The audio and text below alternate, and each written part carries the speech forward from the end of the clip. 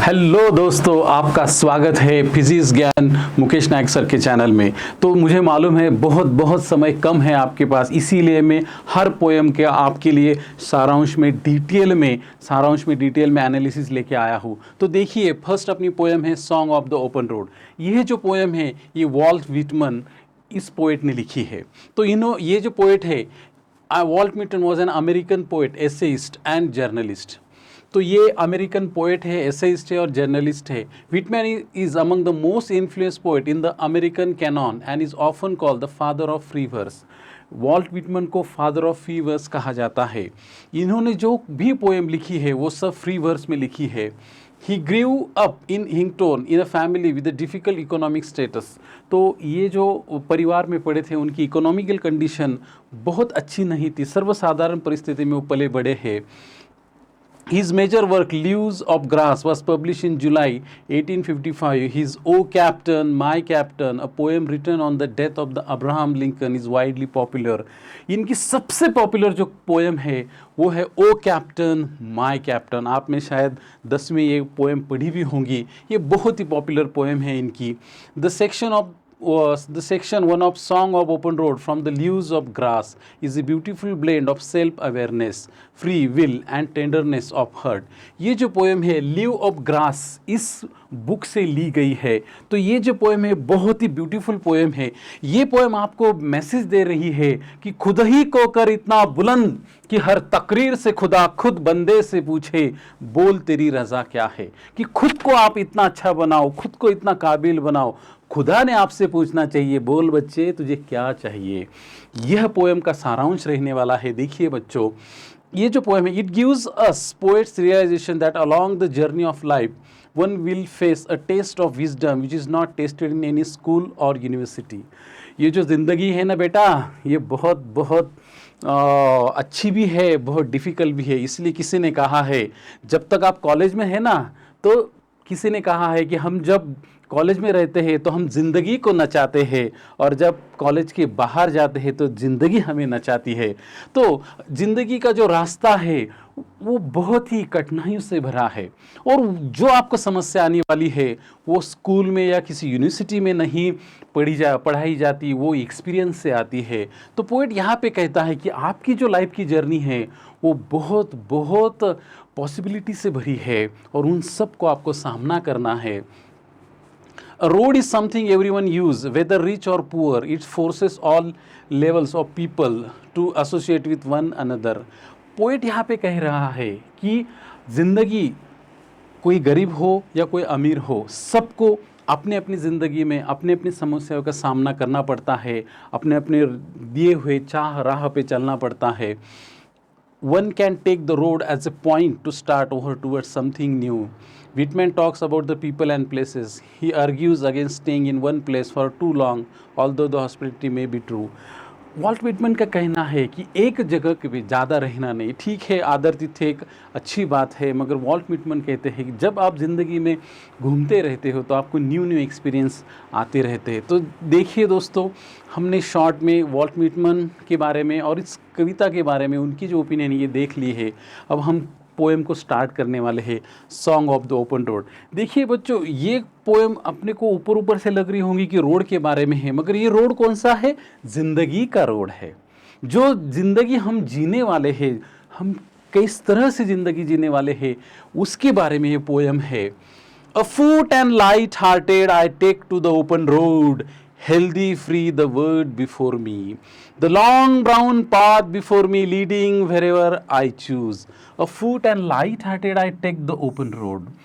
तो मेरे सामने जो रोड है वो ओपन है और मैंने अभी मेरी ज़िंदगी के राहों पे चलने का काम शुरू किया है। और वो कैसा है? Light hearted. मैं ज़्यादा टेंशन नहीं लेके जा रहा हूँ, बहुत हंसते हंसाते बहुत आनंद से इस प्रवास को मैं निकल चला हूँ। मैंने अभी एक पैर डाला है, मैंने उसको शुरुआत की है ज़िंदगी के प्रवास को। Healthy free the world before me, मेरे सामने जो वर्ल्ड है वो कैसा है? फ्री है। मुझे जिस राह में जाना है वो मैं उस राह में जा सकता हूँ।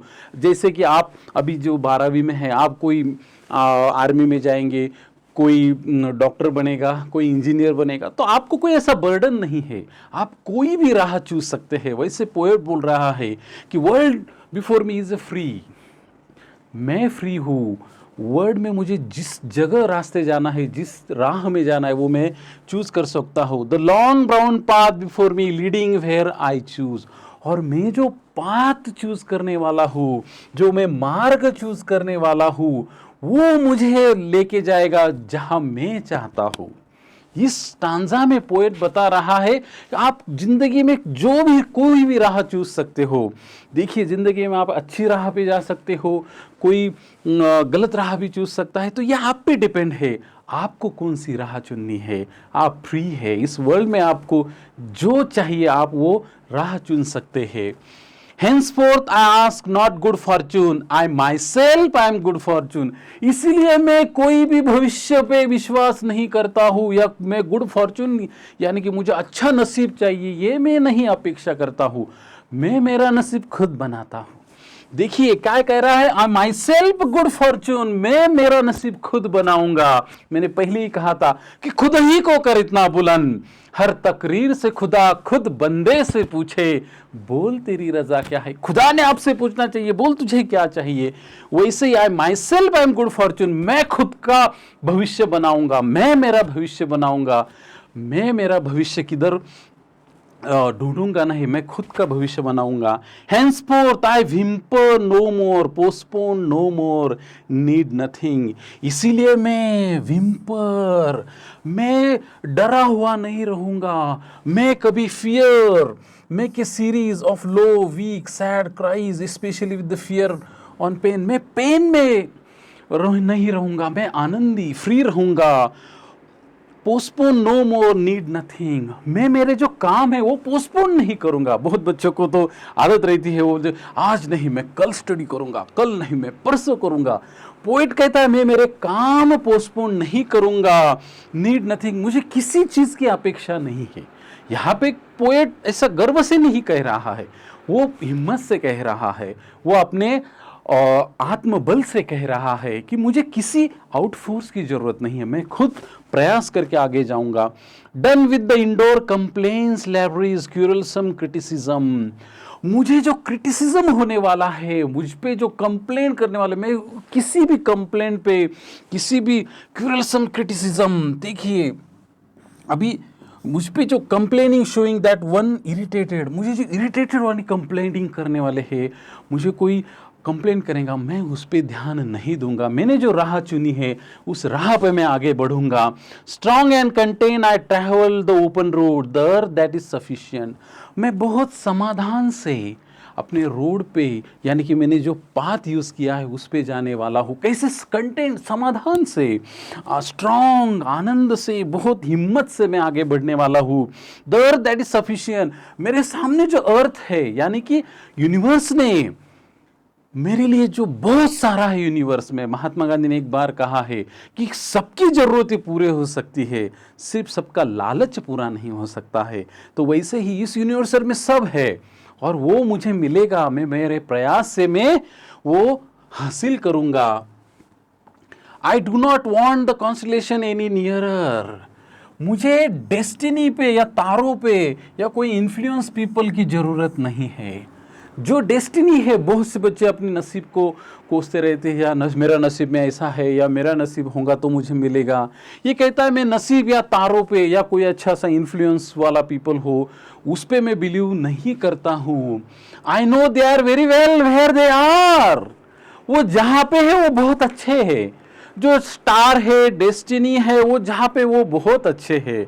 मुझे उनसे कुछ लेना देना नहीं है, मुझे उनसे कुछ अपेक्षा नहीं है, क्योंकि मैं खुद सब करने वाला हूं। I know they suffice for those who belong to them, और जिनको चाहिए वो उन पे विश्वास कर सकते हैं, वो उनकी मदद ले सकते हैं, मगर मैं नहीं लेने वाला हूं। क्योंकि क्यों नहीं लेने वाला हूं? मैं खुद की राह खुद बनाने वाला हूं। Still here I carry my old delicious burdens, I carry them, men and women, I carry them with me wherever I go। मेरे जो बर्डन है वो डिलीशियस है। देखिए अभी पोएम यहाँ पे एक पैराडॉक्स यूज कर रहा है, पोएट यहाँ पे पैराडॉक्स यूज कर रहा है कि जो बर्डन है, ठीक है मैं राह में चल रहा हूं तो मुझे कठिनाई भी आ रही है, वो कठिनाई मुझे अच्छी लग रही है, वो डिलीशियस लग रही है। वो कैसी लग रही है? डिलीशियस लग रही है, अच्छी लग रही है। देखिए वैसे तो बोझ अच्छा नहीं रहता है, मगर पोएट क्या बोल रहे हैं कि वो मुझे अच्छे लगते हैं। क्यों? क्योंकि मैंने वो राह चुनी है, इसलिए वो सब बर्डन अच्छे हैं। आई विल कैरी देम, मैं उन सबको कैरी करने वाला हूं। मेरे जो साथ है, मेरे दोस्त, मेरे भावनाएं जो मेरे साथ, मेरे दोस्त है, मेरे जो कोई कठिनाई है, मैं उनको मेरे साथ कैरी करने वाला हूं, मेरे साथ में रहने देने वाला हूं। I swear it is impossible for me to get rid of them, उन परेशानियों से मैं दूर नहीं भाग सकता और भागूंगा भी नहीं। यही पोएम के पोएट कह रहा है, I am fill with them and I will fill them in return. मैं सब जवाबदारियों से परिपूर्ण रहने वाला हूँ और सब मेरी जवाबदारियां मैं पूर्ण करने वाला हूँ। Vault Whitman. इन शॉर्ट ये जो पोएम है, ये पोएम आपको अपने जीवन में जो कोई दिशा में आप जाना चाहते हैं वो दिशा में आप जाइए, इसके लिए इंस्पायर करती है। तो इस पोएम को हमने यहाँ पे समझ लिया है। अभी इस पोएम में जो फिगर ऑफ स्पीच आने वाले हैं वो हम देखने वाले हैं। हम बहुत ही क्विक जा रहे हैं क्योंकि ये एग्ज़ाम के हिसाब से है। अगर आप इससे पहले रहते तो हम बहुत डिटेल में जाते थे, मगर जो आपके एग्ज़ाम के लिए है वही हम यहाँ पे ले रहे हैं। Figure of speech, the long brown path before me leading where I choose. अब यहाँ पे अलिट्रेशन फिगर ऑफ स्पीच है। The sound of letter L is repeated here. देखिए यहाँ पे ये जो साउंड है, ये साउंड यहाँ पे रिपीट हो चुका है। अलिट्रेशन तो आपको मालूम है, जब कोई साउंड रिपीट होता है तब वहाँ पे अलिट्रेशन होता है। बाद में henceforth I ask not good fortune, I my self good fortune. यहाँ पे गुड फॉर्चून ये 2 बार रिपीट हुआ है, इसलिए यहाँ पे रिपीटेशन फिगर ऑफ स्पीच हुआ है। बाद में I carry them, man and women, I carry them with me wherever I go. I carry them, I carry them, again यहाँ पे ये रिपीट हुआ है, इसीलिए यहाँ भी रिपीटेशन फिगर ऑफ स्पीच हुआ है। Still here I carry my old delicious burdens, यहाँ पे पैराडॉक्स फिगर ऑफ स्पीच हुआ है क्योंकि बर्डन कभी डिलीशियस नहीं होता। बर्डन तो बर्डन होता है भाई, वो तो बहुत हार्ड होता है, मगर यहाँ पे ये विरुद्ध बात की है, इसलिए पैराडॉक्स है। Transfer epithet, the object delicious is transferred from food to the burden. यहाँ पे फूड डिलीशियस होता है, मगर यहाँ पे क्या किया है, ऑब्जेक्ट को ट्रांसफ़र किया, इसलिए ट्रांसफर एपिथेट ये फिगर ऑफ स्पीच यहाँ पे हुआ है। स्टिल हियर बर्डन्स, यहाँ पे मेटाफर है। अभी देखिए ये जो पोएम है ऊपर ऊपर से लगती है रोड के बारे में, मगर ये रोड के बारे में नहीं, ये जिंदगी के रोड के बारे में है। देखिए बाद में henceforth need no more climax, words are arranged in their ascending orders of importance। Querulous criticism, यहाँ पे क साउंड जो है ये हुआ है, रिपीट हुआ है, इसीलिए अलिट्रेशन है। Strong and content I travel the open road, यहाँ पे इन्वर्शन है। The words are not in the correct prose order, इसलिए यहाँ पे इन्वर्शन फिगर ऑफ स्पीच हुआ है। तो यहाँ पे दोस्तों हमने सब फिगर ऑफ स्पीच देने का प्रयास किया है। I am filled with them and I will fill them in return, यहाँ पे भी रिपीटेशन फिगर ऑफ स्पीच हुआ है। फिल ये जो वर्ड है ये यहाँ पे रिपीट हुआ है। बाद में afoot and light hearted I take to the open road, again यहाँ पे इन्वर्शन फिगर ऑफ स्पीच आया है। The words are not in correct prose order, the correct prose order is I take the open road afoot and light hearted. Done with indoor complaints, libraries, querulous criticism, यहाँ पे climax, ideas are arrange in ascending orders, ये figure of speech हुआ है। Song of the open road, song of the road, personification, non living objects, road is shown singing. बाद में song of the open road, metaphor and paradox, ये figure of speech इस poem में cover किए। ये मैंने बहुत ही शॉर्ट वीडियो आपके लिए बनाया है क्योंकि मुझे मालूम है टाइम बहुत कम है। तो दोस्तों बार बार इसे सुनिए और अपने जहन में उसे उतारिए। दूसरी अपनी पोएम है इंडियन वीवर्स। ये जो पोएम है दोस्तों ये सरोजनी नायडू जी ने लिखी है। ये जो पोएम है ये पोएम अपनी ज़िंदगी के बारे में बताती है कि दिन दोपहर और रात, इन तीन भागों में यह पोएम्स है। और ये तीन जो भाग है, ये जन्म, बाद में मैरिज और मृत्यु के बारे में ये पोएम है। तो देखिए ये जो पोएम है ये क्वेश्चन और आंसर के फॉर्म में है। यहाँ पे पोएट क्वेश्चन पूछता है और व्यूअर्स जो है वो आंसर देते हैं। तो देखिए सरोजनी नायडू, आप सब जानते हैं इनका स्वातंत्र्य के मूवमेंट में भी बहुत बड़ा योगदान रहा है और इनको नाइटिंगेल ऑफ इंडिया भी कहा जाता है। तो देखिए दोस्तों, Sarojini Naidu was a political activist, feminist, and first Indian woman who became the president of the Indian National Congress. ये पहली महिला है जो इंडियन नेशनल कांग्रेस की अध्यक्षता बनी थी। She was an important figure in India's struggle for independence. इन्होंने भारत की स्वतंत्रता में बहुत बहुमूल्य योगदान दिया है। तो Sarojini Naidu worked as a poet, earned her sobriquet of Nightingale of India. Later she became the governor of United Province. In 1947 became the first woman to hold the office of the governor in independent India. तो ये भारत स्वतंत्र होने के बाद पहली महिला भी governor बनी थी। तो देखिए दोस्तों, Indian weaver is a short poem where the poet talks about 3 types of garment that weavers view at 3 particular time of a day. अभी यहाँ पे पोएट गारमेंट के बारे में बता रही है कि गारमेंट वीवर्स वीविंग कर रहे हैं, मगर वो कैसे कर रहे हैं? 3 पर्टिकुलर टाइम, 3 समय में वो कर रहे हैं। सुबह कर रहे हैं, दोपहर को कर रहे हैं और रात को कर रहे हैं। Each stanza of the poem represent 3 important events of human life. हर स्टांजा ह्यूमन लाइफ के बारे में बता रहा है। पहला birth, childhood, then adult, young and death.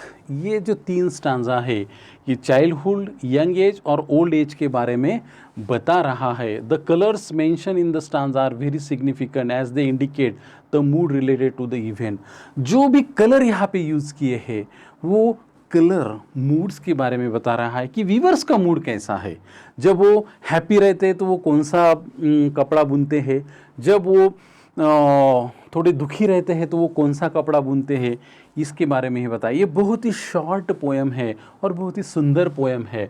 Indian weavers, weavers weaving at break of day, why do you weave a garment so gay. अभी जो कवि है, कवित्री है, वो वीवर से पूछ रही है, weavers weaving a break of day. Break of day बोले तो दिन की शुरुआत में आप क्या बुन रहे हो? Why do you weave a garment so gay? अभी गे के बहुत ही मतलब है, मगर यहाँ पे गे का मतलब जो है वो सुनहरा है, ब्राइट है, बहुत सुनहरा, चमकीला। ऐसा आप क्या बुन रहे हो, क्या कर रहे हो? अभी देखिए वीवर्स आंसर दे रहे हैं। Blue as the wing of halcyon wild we weave the robes of a new born child. Halcyon wild.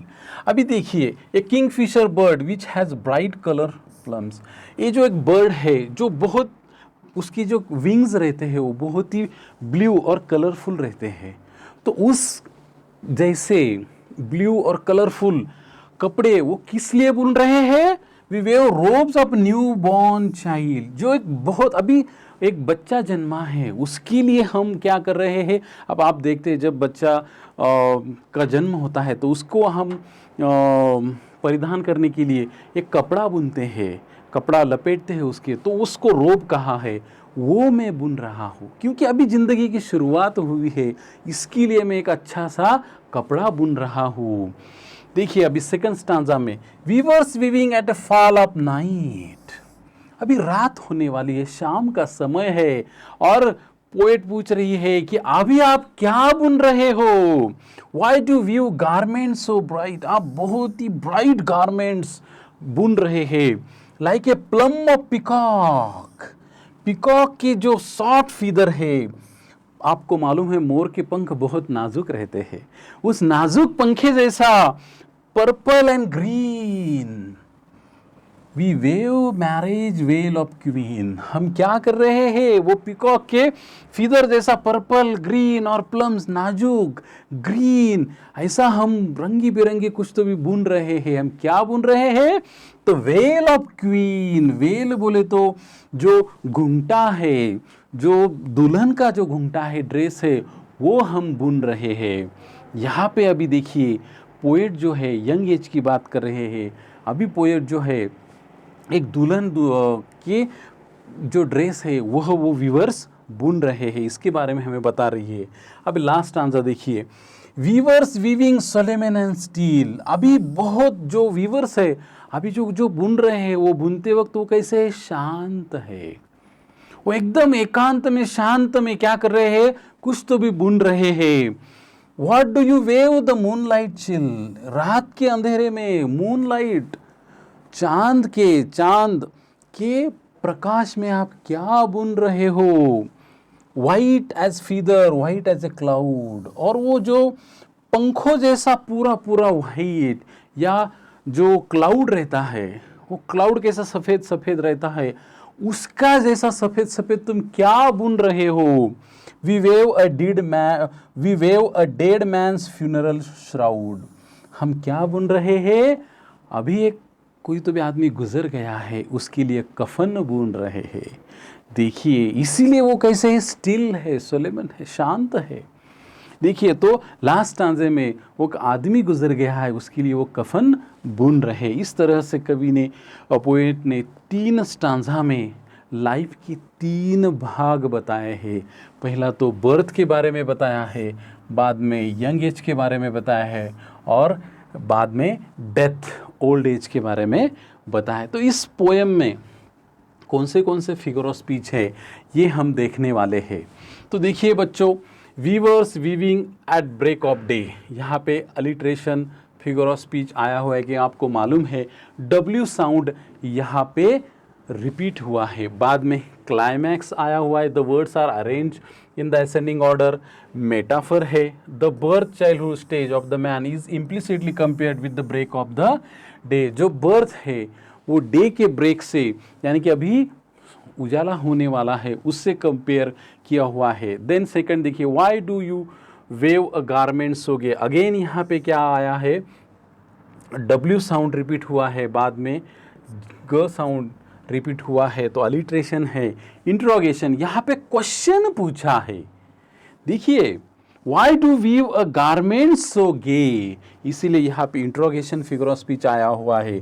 Blue as the wing of the halcyon wild, inversion, the words are not arranged in correct order. The correct word order is the wing of helicon wild is blue. Again यहाँ पे alliteration भी sound, W sound repeat हुआ है इसीलिए। और simile, the blue coloured cloth is closely compared with wing of wild Helicon, तो यहाँ पे सिमिली फिगर ऑफ स्पीच आया हुआ है। अगेन यहाँ पे देखिए अलिट्रेशन है, क्योंकि W साउंड यहाँ पे रिपीट हुआ है। इस पोएम में अलिट्रेशन सबसे ज़्यादा आने वाला फिगर ऑफ स्पीच है। यहाँ पे क्लाइमैक्स है, the word are arrange in the ascending order. इस पोएम में क्लाइमैक्स और अलिट्रेशन बहुत बार रिपीट हुआ है। देखिए, why do you weave a garment so bright, again यहाँ पे W साउंड रिपीट हुआ है, इसीलिए यहाँ पे अलिट्रेशन आया हुआ है। इंट्रोगेशन है, क्योंकि यहाँ पे क्वेश्चन पूछा हुआ है। बाद में लाइक द प्लंग्स, अब आपको मालूम है एज और लाइक जब आता है, सबसे आसान तरीका सिमिली फिगर ऑफ स्पीच पहचानने का, जब सेंटेंस में लाइक आता है और एज आता है तब वहाँ पे सिमिली है। यहाँ पे एंटी क्लाइमैक्स और अलिट्रेशन है, क्योंकि यहाँ पे अगेन यहाँ पे प जो साउंड है वो रिपीट हुआ है। तो इस तरह से दोस्तों अलिट्रेशन आप देखेंगे इस पोएम में बहुत बार बार आ चुका है। इस अगेन यहाँ पे W साउंड रिपीट हुआ है, बाद में अगेन यहाँ पे W sound, climax, what do you view in the moonlight chill, interrogation, यहाँ पे भी क्वेश्चन पूछा है इसीलिए इंट्रोगेशन फिगर ऑफ स्पीच है। इन्वर्शन है, क्योंकि वर्ड्स जो है वो करेक्ट ऑर्डर में नहीं है। और मेटाफर और अलिट्रेशन यहाँ पे अलग फिगर ऑफ स्पीच आए हुए हैं। अगेन यहाँ पे रिपीटेशन भी एक फिगर ऑफ स्पीच है, क्योंकि white and as are repeated here. Simile है, मैंने आपको बोला है कि जब एज और लाइक आता है तो वहाँ पे सिमिली होता है। बाद में यह पे W साउंड फिर रिपीट हुआ है, इसीलिए अलिट्रेशन आया हुआ है।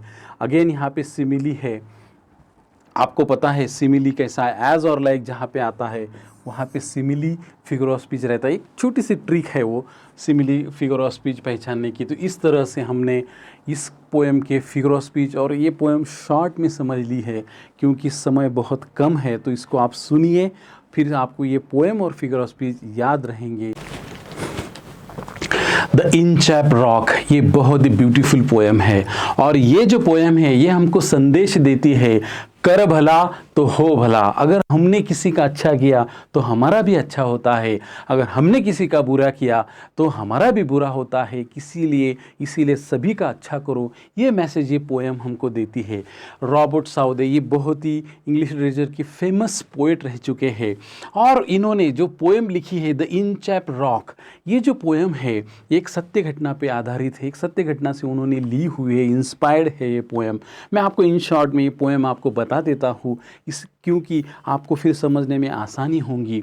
अभी जो ये पोएम है एक रॉक पर है। अब एक बीच समंदर रहता है, इस समंदर में क्या है, एक बहुत बड़ा रॉक है, दगड़ है, बहुत बड़ा पत्थर है। और ये जो पत्थर है ये क्या होता है, जब समंदर में बहुत सारा पानी बढ़ जाता है, और पानी बढ़ने के बाद क्या होता है कि ये जो रॉक है वो पानी के नीचे चला जाता है, और जहाज जो उसे टकरा के फिर पानी में डूब जाते हैं। ये जो समस्या है ये वहाँ के जो संत थे एबॉट ऑफ एबरब्रोथॉक, उन्होंने देखा, और उन्होंने क्या किया कि एक वहाँ पे घंटी लगा दी। और घंटी लगाने से क्या हो गया, जब पानी का लेवल बढ़ जाता था तो ये घंटी भी वो पानी के प्रेशर से बचती थी। और बजने के बाद क्या होता था, वहाँ दूर से जो जहाज आते हैं उनको एक मैसेज मिल जाता था कि यहाँ पे रॉक है, एक बहुत बड़ा पत्थर है, इंचैप रॉक है। वो अपनी जहाज की दिशा दूसरी तरफ मोड़ देते थे और वो खुद की जान बचा लेते थे।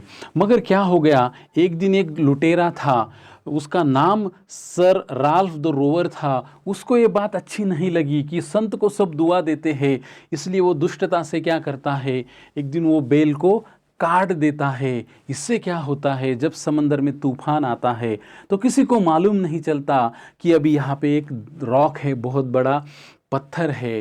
तो क्या होता है, वो समुंदर में लूटने के लिए चला जाता है, और जब वो वापस आता है तो उसी का जहाज़ उस पत्थर से टकरा जाता है। क्योंकि वो जब तूफान आता है तो तब वो जो बेल है वो बचती नहीं है, क्योंकि वो उसी ने काटी थी। इसीलिए उसी का जहाज़ उस पे टकरा के वो मर जाता है, उसके साथी मर जाते हैं। इसलिए जो अच्छा करता है तो उसके साथ अच्छा ही होता है, उसने बुरा किया तो उसका बुरा हो गया। ये मैसेज इस पोएम में पोएट हमें देना चाहते हैं। तो देखिए बच्चों, हमारे पास टाइम बहुत कम है, इसलिए मैं ज़्यादा से ज़्यादा आपको देना चाहता हूँ कम समय में। The Inchcape rock, no steer in the air, no steer in the sea. The ship was still as she could be. Her sail from heaven received no motion. Her keel was steady in the ocean. कि अभी जो हवाएं हैं वो स्थिर है, और इसके बाद जो समंदर है वो भी शांत है, और उस पे समंदर पे जो जहाज़ है वो शांति से वहाँ पे खड़े हैं, वहाँ पे कोई भी हलचल नहीं है। एटमॉस्फियर जो है वो बहुत ही प्रसन्न और शांत है। Without either sign or sound of their shock, the waves flow over Inchcape rock. अभी जो वेव्स है, वो जो पानी की लहरें हैं, वो शांति से आ रही है, जा रही है। So still they rose, so little they fell. They did not move the Inchcape bell. अभी जो है समंदर में तूफान नहीं है, इसलिए वो लहरें जा रही है, आ रही है, मगर वो बेल को कुछ कर नहीं है, यानी कि बेल वहाँ पे बज नहीं रही है, क्योंकि समंदर शांत है। The abbot of Aberbrothock had placed the bell on the Inchap rock. On a buoy in the storm, it floated and swung over the waves its warning rung. अब क्या होता है, जब इस बेल की वजह से, इस बेल को एबॉट ऑफ एबरब्रोथॉक इन्होंने वहाँ पे बांधा था। एबॉट बोले तो जो हेड ऑफ द एबे ऑफ द मॉन्क, जो किसी भी मठ का जो प्रमुख होता है उसको एबॉट कहते हैं।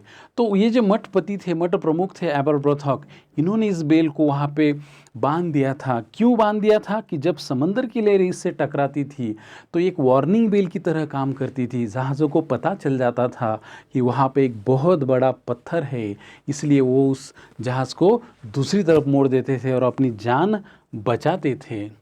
When the rock was by the search well, the mariners heard the warning bell. जब पानी की लेवल बढ़ जाती थी तब वो बेल बजने लगती थी और जो नाविक थे उनको वो घंटा सुनाई देती थी. And then they knew the perilous rock, उनको पता चल जाता था वहाँ पे एक डेंजरस रॉक है. And bless the abbot of Aberbrothok, और फिर वो एबरब्रॉथ को दुआ देते थे कि बहुत अच्छा इंसान है, इसने कितना अच्छा काम किया, ये बेल यहाँ पे लगाई इसलिए हमें पता चला कि यहाँ पे एक बहुत बड़ा पत्थर है. जैसे आपको पता है टाइटैनिक मूवी आपने देखी भी होंगी कि वो क्यों डूबी थी, क्योंकि वो बहुत बड़े पत्थर को जाके टकराई थी, इसीलिए वो डूबी थी. इसीलिए जब भी कोई इस पत्थर से बचता था तो वो एबरब्रॉथ को क्या करता था, दुआ देता था. The sun in the heaven was shining gay, all things were joyful on that day. अब कवि बोल रहा है कि उस दिन की जो सुबह थी वो बहुत प्रसन्न थी. सूरज जो था वो अपनी रोशनी चारों तरफ फैल रहा था, बहुत ही अच्छा वातावरण था वहाँ पे. The sea bird scream as they wheel around and there was joys in their sound. और जो सी बर्ड थे, जो समंदर के पक्षी थे, वो वहाँ पे गोल गोल गोल चक्कर मार रहे थे और वो भी बहुत ही आनंदित थे, बहुत प्रसन्न थे. The boy of the Inchap Bale was seen, a darker speck on the ocean green. Sir Ralph the Rover walk his deck and fix his eyes on the darker speck. अब सर राल्फ द रोवर एक लुटेरा है, वो अपनी जहाज के deck पे चढ़ता है और उसको वो जो बेल है, वो बेल देखकर उसको क्या है, उसकी आंखों में जो है कुछ दुष्टता उतर आती है. उसको वो जो बेल है उसको वो अच्छी नहीं लगती. उसको लगता है एक तो एक डार्कन स्पॉट जैसा है और उसके मन में कुछ भी दुष्टता के विचार शुरू हो जाते हैं. He felt the cheering power of spring. It made him whistle, it made him sing. His heart was mirthful to excess, but the rover's mirth was weakness. अभी वो माहौल बहुत अच्छा था इसलिए वो भी खुश था, वो भी गाना गा रहा था, वो भी सीटी बजा रहा था, वो भी खुश था, हंस रहा था. मगर उसकी जो हंसी थी वो राक्षसी हंसी थी. उस हंसी में दुष्टता थी, उस हंसी में अच्छापन नहीं था. His eyes was on the Inchap flood. Quoth he, my men, put out the boat and row me to the Inchap rock. And I will plague the abbot of Aberbrothok. अब उनके आदमी को कहता है चलो मुझे उस रॉक की तरफ ले चलो, और आज के बाद कोई भी एबॉट का नाम नहीं लेगा. मैं उसको पेन देना चाहता हूँ, उसका नाम ख़त्म करना चाहता हूँ, मुझे उस रॉक की तरफ लेके चलो. The boat is lowered, the boatmen row and to the Inchcape rock they go. Sir Ralph bent over from the boat and he cut the bell from the Inchcape float. और जो नाविक था वो वहाँ पे बोट लेके जाता है और सर राल्फ क्या करता है, वो नाव की तरफ झुक जाता है और वो बेल को काट देता है. देखिए आप यहाँ पे ये क्या कर रहा है, बेल को काट रहा है. और जैसे ही वो बेल को काटता है तो देखिए क्या होता है. Down sunk the bell was gurgling sound, the bubbles rose the burst around.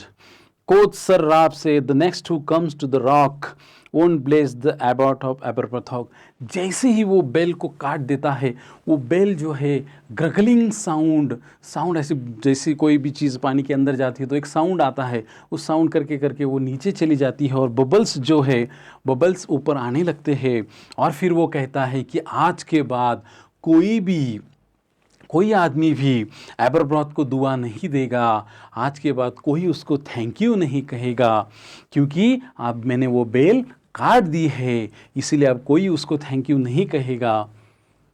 Sir Ralph the rover sailed away, he scoured the sea for many days, and now grown rich with the plunder store, he steered his course for Scotland shore. अभी ये जो Ralph rover है ये एक लुटेरा है, वो दूर समंदर में लूटने के चला जाता है. बहुत दिन के लिए वो सफ़र करता है और सफ़र करते करते वो बहुत सारा लूट का माल जमा कर लेता है और वापस स्कॉटलैंड के लिए वो चला आता है. So thick hedge overspread the sky, they cannot see the sun on the high, the wine hath blown a gale all day, at evening it hath died away. अब वो जब स्कॉटलैंड की तरफ आ रहे थे तब क्या होता है, सब जगह जो है धुआं फॉग वहाँ पे आ जाता है, वहाँ पे कोई भी रोशनी नहीं होती है. उनको कुछ समझ में नहीं आता है समंदर में कहाँ जाए, वो कहाँ जा रहे हैं. On the deck the rover takes his stand, so dark it is they see no land. और वो डेक पे खड़ा होता है और देखता है उसको कहीं भी जमीन नहीं दिखती है, उसको सब अंधेरा अंधेरा अंधेरा दिख रहा था। Quoth sir Ralph it will be lighter soon for there is the dawn of the rising moon. वो अपने आदमियों को हौसला बढ़ाने के लिए उनको कहता है कि घबराओ मत, अभी चांद आएगा और चांद आने के बाद चांद की रोशनी आएगी और फिर हमें जो मार्ग है वो मार्ग हमको समझ में आ जाएगा।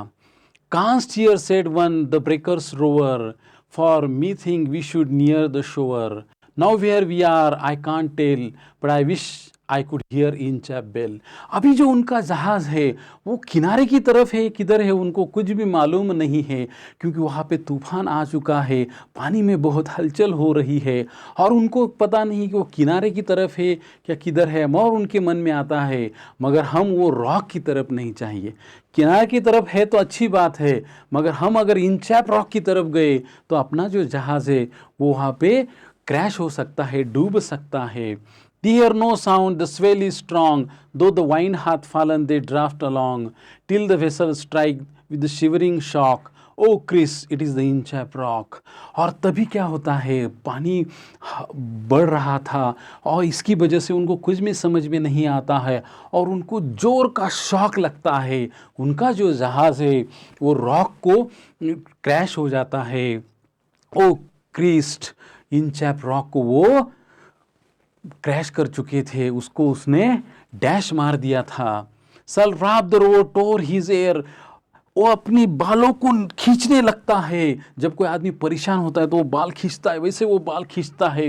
ही cursed himself in the despair, the waves rush in every side, the ship in the sinking beneath the tide. वो खुद को ब्लेम करता है कि मैंने कितनी बड़ी गलती की, मैंने वो क्यों बेल काट दी, और खुद को वो दोष देता है। और तभी क्या होता है, उसकी जहाज़ में हर जगह से पानी भरना शुरू होता है और उसका जहाज़ डूबने लगता है। But even in his dying fear one dreadful sound could the rover hear, a sound as if with the Inchap bell the devils below was ringing his knell। और अभी क्या हो रहा है, वो पानी के अंदर जा रहा है, वो मर रहा है, और मरते वक्त क्या हो रहा है, उसको वो घंटी की आवाज़ वो सुनाई दे रही थी। मगर अब वो घंटी कौन बजा रहा था, वो यम बजा रहा था, मृत्यु को देवता था। वो जो मृत्यु का देवता था वो एक राक्षस उसकी वो घंटी बजा रहा था और वो धीरे धीरे मृत्यु की तरफ जा रहा था। तो इस तरह से ये जो पोएम है, पोएम हमें मैसेज देती है कि अगर हमने ज़िंदगी में अच्छा किया तो हमारा भी अच्छा होता है। इसलिए दोस्तों, कभी भी आप दूसरों का बुरा मत सोचो, दूसरे का अच्छा ही सोचो। तो नेक्स्ट अपनी जो पोएम है दोस्तों, अभी हम अगली पोएम पे आ रहे हैं, have you earn your tomorrow. ये भी एक इंस्पिरेशनल पोएम है, बहुत अच्छी पोएम है। एडगर गेस्ट इन्होंने ये लिखी है। इस पोएम में पोएट अपने को बता रहे हैं कि आज हमने ज़िंदगी में क्या अच्छा किया, इस पे हमें ज़ोर देना चाहिए। और अगर हमने ज़िंदगी में अच्छा किया तो हमें ज़िंदगी में खुशियाँ ही खुशियाँ मिलने वाली है। तो have you earn your tomorrow. अब यहाँ पे पोएट जो है हमको क्वेश्चन पूछ रहा है, is anybody happier because you pass this way, does anyone remember that you spoke to him today. आपके पास से जो गुजरा है, आपको जो मिला है, उसके आपने कुछ खुशी दी है क्या, आपको उसको कुछ आनंद दिया है क्या। Does anyone remember that you spoke to him today, और आपने किससे बात की है, वो बात उसको याद है क्या, और उसको अच्छा लगा क्या आपकी बातों से। This day is almost over and is toiling time is through, is there anyone to utter now kindly word of you. और अभी जो आज का जो दिन है वो ख़त्म हो रहा है। आज के दिन आपने किससे अच्छा काइंडली बात की है क्या, आपके काइंडली वर्ड किसने सुने हैं क्या, आपके जो काइंडली वर्ड है किसी के दिल में जाके उसको आनंद दिया है क्या। ये कवि हमको पूछ रहा है। अगर ये अच्छा किया है तो बहुत अच्छा किया, ऐसा कवि हमको बोल रहे हैं। Did you give a cheerful greeting to the friend who come along? आपको अगर कोई दोस्त मिलने को आया तो आपने उसको खुशी से उसका स्वागत किया है क्या। अगर आपको दोस्त मिलना है तो उसका आनंद से स्वागत कीजिए। Or cheerily sought howday and then vanished in the throng, were you selfish pure simple as you rust along the way. या आपने उसको रूड से बात की है, या सिर्फ हाय हेलो कर दिया है और अपना काम निकाल के ज़िंदगी की जो मेला है उसमें खो गए, गर्दी में आप खो गए हैं, ऐसा तो आपने नहीं किया है ना। और someone might grateful for did you did today, आपने किसी के लिए कुछ अच्छा काम किया है क्या? आज किसी ने किसको आपने कुछ अच्छा काम किया है तो ये बहुत अच्छी बात है। Can you say tonight it parting with the days that sleeping fast that you help a single brother on the may that you passed. अभी जो नाइट हो रही है, अभी क्या हो रहा है, अंधेरा हो रहा है, और आज के इस ख़त्म होने वाले दिन में आपने किसी भाई को या किसी दोस्त को, किसी को भी आज आपके पास से जो गुज़रने वाला है उसको आपने हेल्प की है क्या? Is a single heart rejoice over what you did or say, आपकी वजह से किसी के दिल को खुशी हुई है क्या? आपके शब्दों से किसी के दिल में आनंद पैदा हुआ है क्या? ये कवि पूछ रहा है। Does a man whose hopes were fading now with the courage look ahead, जो आदमी निराश हो चुका है, उसके जीवन में घोर निराशा है, उसकी निराशा आपने दूर की है क्या? आपके शब्दों से उसको धैर्य प्राप्त हुआ है क्या? जिंदगी जीने की उमंग उसमें पैदा हुई है क्या?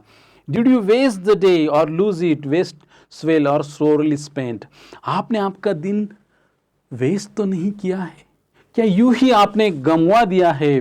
Did you leave trail kindness और स्कार ऑफ डिसकंटेंट, आपने अच्छाई पीछे छोड़ दी है या असमाधान की कुछ जख्म वहाँ पे छोड़ दी है? As you close your eyes slumber do you think that God would say you have earn one more tomorrow by the work you did today, जब आप सोने को जाते हैं तब आपको लगता है क्या भगवान आपसे कहेगा कि आपने अच्छा काम किया है, मैं आपको कल और आपको एक कल आपके जीवन में ऐड कर देता हूँ, गिफ्ट दे देता हूँ, मैं आपके लिए कल का जो दिन है वो आपको देता हूँ। इसलिए कवि कह रहा है अगर आपने जीवन में बहुत अच्छा किया है तो आपको समाधान मिलने वाला है और आप खुशियाँ बांटते जाइएगा। ये मैसेज कवि इस पोएम से हमको देना चाहता है। अभी अगली जो कविता है ये फादर रिटर्निंग होम, ये जो पोएम है ये दिलीप चित्रे जी ने लिखी है। ये पोएम बहुत ही अच्छी है। अब इस पोएम में पोएट जो है वह अकेलेपन की बात कर रहा है कि समाज में हम आदमियों से घिरे हुए हैं, हम देखते हैं कि सब जगह भीड़ भीड़ भीड़ भीड़ है, मगर तब भी आदमी अकेला है। तो इस अकेलेपन के बारे में कवि हमको बता रहे हैं। फादर रिटर्निंग होम, अब पोएट जो है ये कविता अपने फादर को डेडिकेट कर रहे हैं, अपने फादर के बारे में वो हमको बता रहे हैं। My father travel on the late evening train, मेरे जो पिताजी है वो काम करके जो आखिरी वाली ट्रेन आती है उस ट्रेन से घर को आ रहे हैं। Standing among the silent commuter in the yellow light, और वो जो है वो साइलेंट कम्यूटर, अभी देखिए यहाँ पे जो प्रवासी उनको कम्यूटर्स कहते हैं, ये सब प्रवासी यहाँ पे खड़े हुए हैं, और वो जो है यहाँ पे लेखक जो है, लेखक के जो फादर है, पोएट के जो फादर है वो भी यहाँ पे खड़े, और सबके चेहरे देखिए, सब के चेहरे पे नाराज़ी है, कोई खुशी वहाँ पे नहीं है। तो कवि कह रहा है कि वो सब जो आने जाने वाले प्रवासी हैं उनमें से उसके पिताजी भी उस ट्रेन में खड़े हुए हैं। Some slide past this unseeing eyes, अभी क्या होता है, हम जब काम के लिए शहर में जाते हैं और शहर से जब हम वापस आते हैं, शहर के आजू बाजू में जो गांव होते हैं उसको उपनगर कहते हैं। तो कवि कह रहा है उसके पिताजी जो है जब शहर से वापस आ रहे तो उपनगर का जो सीन है, आजू बाजू जो झाड़ियाँ है उनकी तरफ वो नहीं देख रहे हैं, क्योंकि उनके लिए वो हर रोज का है, इसलिए उनका उनकी तरफ ध्यान भी नहीं जा रहा है। वो अपने ट्रेन से बाहर की जो सीनरी है वो कुछ भी नहीं दिख रहे हैं, देख नहीं रहे हैं। His shirt and pants are soggy and his black raincoat stained with the mud and his bags stuffed with the books is falling apart. तो उनकी जो शर्ट और पैंट है वो गीली हो चुकी, हालांकि उन्होंने रेनकोट पहना हुआ है, और वो भी रेनकोट पे जो है वहाँ पे कीचड़ के दाग लगे हुए हैं, और उनकी जो बैग है वो जीर्ण हो चुकी है और उस बैग में बहुत सारी किताबें भरी हुई है।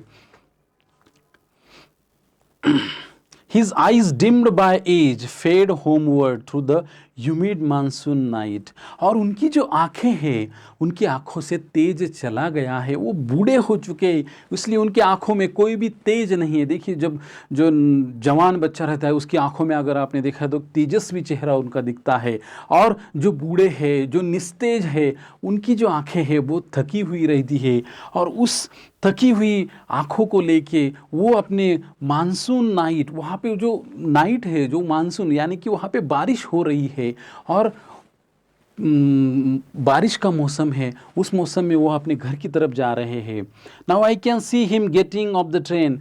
पोइट कह रहा है मैं देख रहा हूँ कि वो अभी ट्रेन से उतर रहे हैं। Like a word drop from a long sentence. देखिए कवि क्या बोल रहा है कि जैसा बहुत बड़ा पैराग्राफ है, बहुत बड़ा सेंटेंस है, जैसे इतना बड़ा ये पैराग्राफ है, इसमें से अगर अपन ने एक वर्ड बाजू को रख दिया, निकाल दिया, तो इस पैराग्राफ को कुछ फर्क नहीं गिरेगा। वैसे ही कवि के पिताजी उस भीड़ से ट्रेन से उतर रहे हैं, इस भीड़ को उनका कुछ भी फर्क नहीं गिर रहा है और उनको उनकी मौजूदगी का भी एहसास नहीं है। तो कवि बोल रहे हैं कि जैसे ही वो उतर रहे ट्रेन में से, तो जैसे कि बहुत बड़े पैराग्राफ से एक छोटा सा वर्ड निकलता है, वैसे उसके पिताजी उस ट्रेन से उतरे हैं। He hurries across the length of the grey platform, cross the railway line, enters the lane. और वो जल्दी जल्दी प्लेटफॉर्म को पार करके, एक रेलवे लाइन को पार करके एक छोटी सी गली में एंटर कर लेते हैं। He chappals are sticky with the mud but the hurries onward. उनकी जो चप्पल है उसमें भी कीचड़ लगा हुआ है, मगर उनका उसका तरफ ध्यान नहीं है। वो हरीडली बहुत जल्दी जल्दी अपने घर की तरफ आ रहे हैं। Home again I see him drinking weak tea, eating a steel chapati, reading a book. अभी वो घर पे आए हैं और उनकी जो चाय है वो ठंडी है। इसका मतलब घर पे आके भी उनको कोई रिस्पेक्ट नहीं दे रहा है, उनकी कोई केयर नहीं कर रहा है। बाहर तो उनकी कोई केयर नहीं कर रहा है, मगर घर में भी उनको कोई केयर नहीं कर रहा है। और वो बासी चपाती खा रहे हैं और बुक पढ़ रहे हैं, यानी कि उनके साथ कोई बात करने वाला नहीं है, उनकी इमोशंस शेयर करने वाला वहाँ पे कोई प्रेजेंट नहीं है। He goes into the toilet, contemplate। बघा अब वो जाते हैं टॉयलेट में और सोचते हैं। अब क्या सोचते हैं देखिए, man's estrangement from man made world, कि मैन मेड वर्ड, आदमी से भरा हुआ जग, आदमी ने तैयार किया हुआ जग, और उसमें आदमी ही अकेला है, एलिनेट है, अकेला है। Coming out the trembles at the sink, to cold water running over his brown hands. अभी वो जब बाहर आते हैं तो उनकी जो बॉडी है वो शेकिंग करने लगती है, और जो कोल्ड वाटर है, उनकी जो ब्राउन हैंड्स, उनकी जो काली सी जो त्वचा है, अभी वो जो बूढ़े हो चुके हैं, उस त्वचा से ऊपर से वो पानी बह रहा है। Few drops cling to the greying hair on the wrist, और वहाँ पे जो उनके सफ़ेद बाल हैं उन पे वो जो कुछ पानी की बूंदें वहाँ पे चिपक जाती है। His sullen children have often refused to share jokes and secret with him। अब उनके जो बच्चे हैं, अब सलन बोले तो यहाँ पे बैड टेम्पर्ड, मगर यहाँ पे इसका मीनिंग है कि उनके और उनके बच्चों की जमती नहीं है। हम इसीलिए उनके बच्चों के साथ जोक्स और उनकी जो कोई सीक्रेट्स है वो शेयर नहीं करते। हम देखते हैं, हम जब भी घर जाते हैं तो बच्चों को हम अपने दिन में जो कुछ घटना घटती है उसके बारे में बताते हैं, बच्चे स्कूल में जो घटना घटी है उसके बारे में हमें बताते हैं। मगर यहाँ पे इसकी और इसके बच्चों की जमती नहीं है, इसलिए वो किसी को कुछ बता नहीं सकता। He will now go to the sleep। अब वो सोने के लिए जा रहा है। Listening to the static on the radio।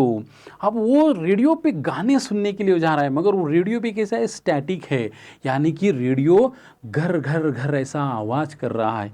अब आप यहाँ पे देखिए, पोएट के फादर के पास जितनी भी चीज़ें हैं वो सब उदासीनता के प्रदर्शन हमें दिखा रही है।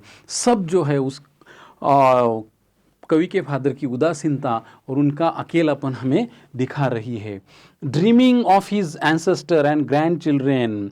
अब वो सोते वक्त क्या कर रहे हैं, अपने जो पूर्वज हैं उनके बारे में सोच रहे हैं, अपने बच्चों के बारे में सोच रहे हैं, पोते पोतियों के बारे में सोच रहे हैं। थिंकिंग ऑफ नोमैड्स एंटरिंग ए सब कॉन्टिनेंट थ्रू ए नैरो पास। अब और सोच रहे हैं कि जब वो भटकते भटकते हुए इस उपखंड में आए थे तब वो बहुत खुश थे। आज कवि के पास सब कुछ है मगर आज वो खुश नहीं है। तो इस पोएम में जो पोएट है वो आदमी के अकेलेपन की बात कर रहे हैं। तो चलिए दोस्तों हम नेक्स्ट पोएम की तरफ चलते हैं और अपनी नेक्स्ट पोएम जो है वो मनी है। अब आपको तो पता है ऐश है, कैश है तो ऐश है, नो मनी सो ताना तानी, और पैसा है तो सब पूछते हैं तू कैसा है। तो पैसों तो आपको मालूम है ना बाप बड़ा ना मैया, सबसे बड़ा रुपया।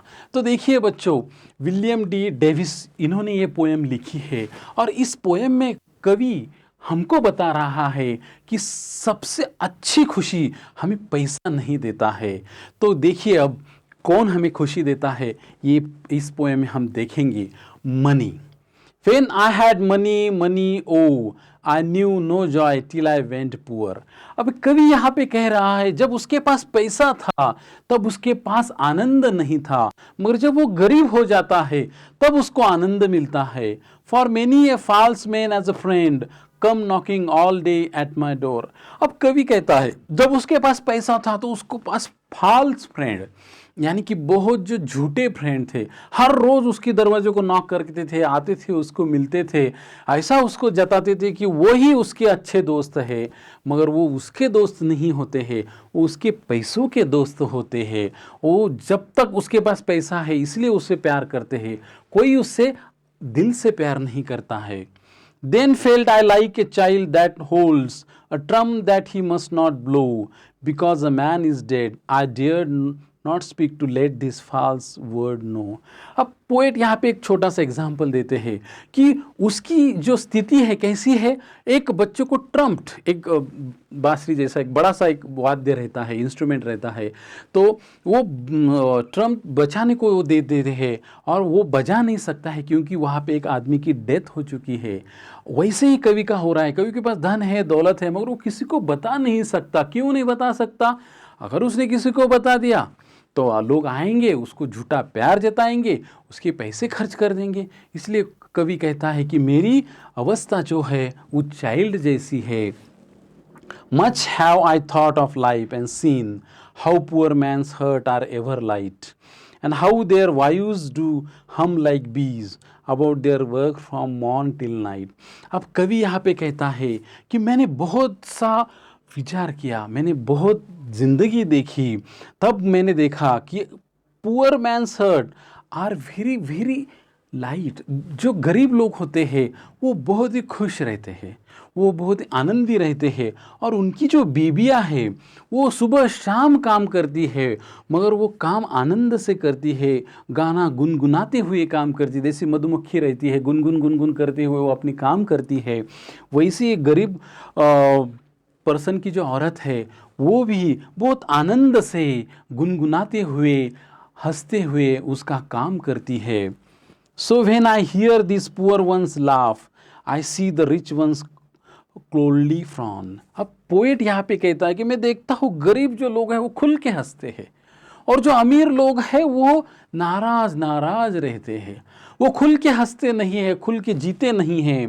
Poor man think I need not go up so much as rich should come down. और कवि इसलिए कहता है कि जो पुअर है ना, उन्होंने ज़्यादा रिच बनने की अपेक्षा नहीं करनी चाहिए, क्योंकि अगर वो बन गए तो उनकी खुशी चली जाएगी। और जो रिच है उन्होंने थोड़ा नीचे आना चाहिए, गरीबों की तरफ आना चाहिए, तब उनको असली खुशी मिलेगी। When I had money, money, oh, my many friends proved all untrue. कवि कह रहे हैं कि उसके पास जब पैसा था तो उसके पास झूठे फ्रेंड थे, कोई सच्चा मित्र नहीं था। But now I have no money, oh my friend are real, though very few. अब पोएट कहता है, अब पोएट के पास पैसे नहीं है, मगर उसके पास अच्छे दोस्त है, बहुत सारे नहीं है, बहुत कम है, मगर वो उसको प्यार करने वाले हैं, उसके पास बहुत खुशी है। इस तरह पोएट हमें बता रहे हैं कि असली खुशी जो है वो मन में होती है।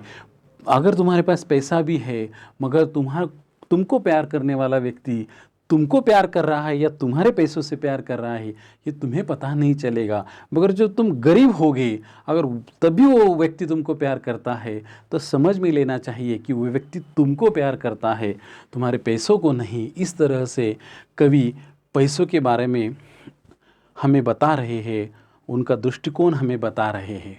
अब देखिए, ये जो अगली जो पोएम है, ये बहुत एक रोमांटिक पोएम है। अब रोमांटिक बोले तो बच्चे खुश हो जाएंगे, मुझे मालूम है, अभी टेंशन का थोड़ा माहौल है। अभी ये जो पोएम्स बहुत ही अच्छी रोमांटिक पोएम है जॉर्ज गॉर्डन बायरन, और इनको लॉर्ड बायरन भी कहा जाता है। इनकी ये पोएम है, एक रोमांटिक पोएट है, बहुत ही अच्छी पोएम है यह। मगर ये जो पोएम है, इस पोएम में कवि एक स्त्री को देखता है, और उस स्त्री के बाह्य सौंदर्य को तो वो इस पोएम में हमें बताता है, मगर उसकी आंतरिक सौंदर्य के बारे में बताता है। कवि का यह कहना है कि ऊपर ऊपर से सुंदर होना ठीक नहीं है, अंदर से भी सुंदर होना चाहिए। आपका मन भी अच्छा होना चाहिए, आपका हृदय भी अच्छा होना चाहिए, और ये दोनों क्वालिटी इस लेडी में है। इसलिए कवि कहता है कि वो उसके पास ट्रू ब्यूटी है, उसके पास सही में माने में सौंदर्यता है। She walks in beauty. देखिए अभी, she walks in beauty like the night of cloudless climes and starry skies. वो बहुत ही सुंदर है, बहुत ही सुंदर तरीके से चल रही है, और उसकी जो ब्यूटी है वो रात के साथ उन्होंने कंपेयर की है। अब रात देखिए कैसी शांत रहती है, वैसे ही वो शांत चलती है। Cloudless climes and starry skies and all that best dark and bright. अब कवि यहाँ पे कह रहे हैं कि जैसे आकाश में रात को तारे होते हैं, तारों का प्रकाश वहाँ पे होता है, वैसा ही प्रकाश उस लेडी के चेहरे पे है। Meet in her aspect in her eyes, thus mellowed to that tender light which heaven to gaudy day denies. अब पोएट यहाँ पे कह रहे हैं कि जैसे रात में डार्कनेस भी होता है, उजाला भी होता है, उस कॉम्बिनेशन से वो रात बहुत अच्छी दिखती है, वैसे ही वो जो स्त्री है वो भी उतनी सुंदर दिख रही है, उसमें भी वैसे कॉम्बिनेशन आ चुका है। उसकी आंखों भी बहुत सुंदर है, और सूरज की रोशनी भी उसकी सुंदरता को कुछ नहीं कर सकती है। वो बहुत ही सुंदर है। One shade the more, one ray the less, had half impaired the nameless grace. अब कवि यहाँ पे कह रहा है कि अगर ये जो कॉम्बिनेशन है उसमें कुछ कम ज़्यादा हो जाता था तो उसकी ब्यूटी कम हो जाती थी, मगर वहाँ पे परफेक्ट बैलेंस है। इसीलिए वो जो नेमलेस गर्ल है वो बहुत ही सुंदर दिख रही है। उसका नाम उसको पता नहीं है, इसलिए वो कहता है वो नेमलेस ग्रेस है, वो बहुत ही जो उसका नाम उसको मालूम नहीं, वो बहुत सुंदर दिख रही है, क्योंकि वहाँ पे परफेक्ट कॉम्बिनेशन है सब ब्यूटी का। Which waves in every raven tress or softly lighten over her face. अभी उसकी जो बाल है, वो बाल जो है वो उड़ रहे हैं, और उसका जो सॉफ्ट सा चेहरा है उस पे वो बाल आ रहे हैं, इसकी वजह से वो बहुत ही अच्छी दिख रही है, बहुत ही मादक दिख रही है। वेयर थॉटलेस क्रीली sweet express, how pure how dear their dwelling place. और उसकी जो थॉट्स है वो बहुत अच्छे हैं, इसीलिए उसका चेहरा भी बहुत प्रसन्न है। देखिए, अगर हमारे जो थॉट अच्छे होंगे तो हमारा चेहरा भी बहुत प्रसन्न होता है। हमारा चेहरे में, आपके मन में जो चलता है ना, वो आपके चेहरे पे झलकता है। आपके मन में अगर खुशी है, प्यार है किसी के लिए, तो आपके चेहरे पे भी प्यार आ जाता है, खुशी आ जाती है। वैसे ही वो जो लेडी है वो बहुत ही खूबसूरत दिख रही है। And on the cheek and over that brow, so soft, so calm, yet eloquent. उसकी जो गाल है, उसका जो चेहरा है वो बहुत ही सॉफ्ट है, वो बहुत ही काम है, वो बहुत ही नाजुक है, इलोकेंट है। The smiles that win the tin that glow, और उसकी जो स्माइल है वो दिल जीत लेती है। But till the days in goodness spent, a mind at peace with all below, a heart whose love is innocent.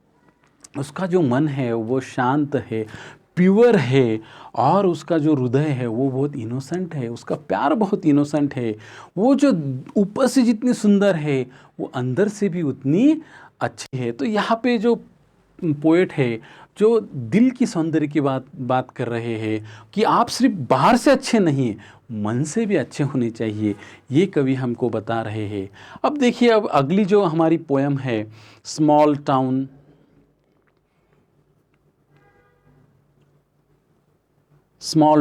And reverse, ये last poem है बच्चों। ममंग दाई इन्होंने ये पोएम लिखी है। ये बहुत ही अच्छी पोएम है और इस पोएम में जो कवि है वो निसर्ग के बारे में बता रही है, नेचर के बारे में बता रही है। अब ये जो ममंग दाई है, ये अरुणाचल प्रदेश के एक छोटे से गांव से आती है और ये यहाँ पे जो लोग रहते थे, उन लोगों की ऐसी मान्यता है, जो आदिवासी लोग रहते हैं उनकी ऐसी मान्यता है कि जब आदमी मर जाता है तो उसका जो सोल है वो सूरज की तरफ चले जाता है और सूरज की रोशनी से वापस वो जो एनर्जी है वो प्लांट में आ जाती है। और इसीलिए वो उनकी ऐसी मान्यता है उन आदिवासियों की कि जो पेड़ पौधे हैं इनमें उनके पूर्वजों की आत्मा बसी है। इसीलिए वो नेचर को बहुत मानते हैं, नेचर को वो भगवान मानते हैं। आपने देखा होगा कि आदिवासी लोग जो है वो नेचर को पूजते हैं, इसीलिए पूजते हैं कि उनको ऐसा लगता है कि वहाँ पे उनकी पूर्वजों की आत्मा बसी हुई है। तो ये जो पोएम है, इस पोएम में अभी कवि हमको बता रहे हैं, ये जो पोएम है, कवि की जो आंटी है वो गुजर जाती है, उनके गुजरने के बाद पोएट ये पोएम लिखती है। तो देखिए, अभी small towns always remind me of death. अभी पोएट बता रहे हैं कि जब भी मैं स्मॉल टाउन की तरफ जाती हूँ तो मुझे डेथ की याद आती है। ऐसा पोएट क्यों बोल रही है? क्योंकि जब भी हम वापस जो स्मॉल टाउन या अपने गांव को कब जाते हैं, जब किसी की मृत्यु हो जाती है या किसी की शादी होती है या कुछ रिचुअल्स करना हो, तब हम अपने गांव जाते हैं। इसलिए पोएट कहती है कि जब भी कोई जाता है तो मैं गुजर जाता है तो मैं गांव को जाती थी, इसलिए मुझे डेथ जो है वो मेरे गांव की याद दिलाती है। Small towns always remind me of death, my home town lies calmly amid the trees. अब कवि हमें बता रही है कि मेरा जो घर है, मेरा जो गांव है, वो ऐसी झाड़ों और पहाड़ों के बीच में है। देखिए, ऐसे ब्यूटीफुल ट्रीज है और इसमें इनका जो गांव है, उनका घर है। It is always the same in summer और winter with the dust flying और the wind howling down the gorge. अभी समर हो या विंटर हो, वहाँ पे कुछ भी बदल नहीं होता है, वहाँ पे सब सरीका रहता है और वहाँ पे धूल उड़ती रहती है। Wine हॉलिंग down the gorge, gorge माने तो खाड़ी, जो दो ऐसे छोटे से पर्वत होते, वहाँ उसमें से जो नदी बहती है, वही उस नदी से जो हवा है ज़ोर से बहती है और बहते वक्त वो आवाज़ करती है, वो बहुत सी अच्छी आवाज़ होती है। इसलिए कवि कह रही है ऐसा हमारा गांव का वातावरण है। Just the other day someone died in the dreadful silence we wept, कि जैसे एक डे पास होता है वैसे ही कोई तो भी वहाँ पे गुजर गया है और गुजरने के बाद सब जो है वो साइलेंस में रो रहे हैं। Looking at the sad wreath of the tuberoses, यहाँ पे ट्यूबरोजेस बोले तो रजनीगंधा के जो फूल होते हैं वो फूल है और उन फूलों का क्या है, वहाँ पे फूलों को सजा हुआ है। जो व्यक्ति डेड हुआ है उसकी कबर पे या उसकी इस पे बॉडी पे वो सब फूल सजे हुए हैं। Life and death only the rituals are permanent. अभी पोएट यहाँ पे कह रही है कि लाइफ और डेथ जो है ये होता है, यहाँ पे परमानेंट क्या है तो रिचुअल्स है। हम जो विधि करते हैं, क्रियाक्रम करते हैं, वो सब परमानेंट है। बाकी लाइफ और डेथ जो है वो साइकिल है। लाइफ के बाद डेथ है, डेथ के बाद लाइफ है। The river has a soul. अभी पोएट यहाँ पे कह रही है कि रिवर को सोल होता है, आत्मा होता है रिवर में। In the summer it cuts through the land like a torrent of the grief, sometime I think it's hold the breath seeking a land of fish and star. अभी यहाँ पे इस पैराग्राफ से जो है पोएट हमें बतानी चाहती है कि जो समर होता है, समर में क्या हो जाता है, नदी जो है छोटी हो जाती है और नदी जो हमेशा कहाँ जाती है, उसको कहाँ जाने का ये रहता है समंदर में, the land of fish and star, वहाँ पे उसको जाने का ये होता है, लक्ष्य होता है। तो यहाँ पे जो कवियत्री है वो हमें बताना चाहती है कि नदी जो है वो बहती रहती है, उसमें सोल रहता है। The river has a soul, it knows reaching past the town. From the first drop of the rain to dry earth, a mist on the mountain drop, the river knows the immortality of water. अभी कवि कहता है कि जो पानी है वो immortal है, वो कभी ख़त्म नहीं होने वाला. क्या होता है, पानी की भाप बन जाती है, फिर वो बादल बन जाता है, फिर वो जो पानी है वो नीचे बारिश बन के आता है, और वो जो पानी है सब जगह पे गिरता है, माउंटेन पे गिरता है, अर्थ पे गिरता है, और जो नदी है वो नदी बहने लगती है. वाटर कभी मरता नहीं, इमॉर्टल है. A shrine of happy pictures marks the days of childhood. अब श्राइन बोले तो जो पवित्र जगह है, मंदिर है, उसको श्राइन बोलते हैं. तो कवि क्या यहाँ पे कह रही है कवियत्री कि उसकी जो चाइल्ड की मेमोरी है वो बहुत पवित्र है. हम तो पता है कि जब हम बच्चे होते हैं, बच्चे मन के सच्चे, और बचपन की जो यादें हैं बहुत मीठी होती है, वैसे ही पोएट की जो बचपन की यादें हैं वो बहुत मीठी है. Small towns grow with the anxiety for the future. जब वो बड़े बड़े हो जाते हैं हम, तब क्या होता है, हमें हमारे फ्यूचर के बारे में एंग्जाइटी रहती है, हमारे भविष्य के बारे में हमें चिंता रहती है. उसकी वजह से हमारा बचपन जो है पीछे छूट जाता है. The dead are placed pointing west, when the soul rises it will walk into the golden east, into the house of the sun. अभी जो व्यक्ति जो मर जाते हैं तब उनको वेस्ट की तरफ उनका बॉडी को उनको रखते हैं. ऐसा क्यों करते हैं? ये भी आदिवासी परंपरा है कि उनकी ऐसी मान्यता है कि बाद में क्या होता है, सोल राइजेस, वहाँ से आत्मा निकल जाता है, और आत्मा जो है वो सूरज की तरफ चले जाता है, वो सूरज की एनर्जी में ट्रांसफ़र हो जाता है. In the cool bamboo restored in sunlight life matters like this. और जैसे बाम्बू जो होता है, देखिए हम देखते हैं कि सन में जब वो बाम्बू आ जाता है, गर्म हो जाता है, बाद में फिर ठंडा हो जाता है, वैसे ही लाइफ साइकिल है. यहाँ पे हम आ रहे हैं, जा रहे हैं, हमें ये साइकिल जो है, इस साइकिल के हम एक भाग है. In small towns by the river we all want to walk with the gods. अभी कवियत्री यहाँ पे कह रही है कि हम जो स्मॉल टाउन से रहते हैं, जिस नेचर के साथ हम रहते हैं, हम गॉड के साथ रहते हैं ऐसा हमें लगता है, क्योंकि उस नेचर में उनकी पूर्वजों की आत्मा बसती है, ऐसा उनको लगता है. तो देखिए बच्चों, यहाँ पे मैंने सब पोएम का सारांश आपको बता दिया है. आप ये वीडियो बार बार सुनिए. इससे क्या होगा कि आपको पोएम का सारांश आपको मिल जाएगा, और मैं एप्रिसिएशन और इसकी फिगर ऑफ स्पीच मैं आपको अपने नोट सेक्शन में दे रहा हूँ. आप वहाँ से डाउनलोड कीजिए. आपके एग्ज़ाम के लिए आपको बेस्ट ऑफ लक.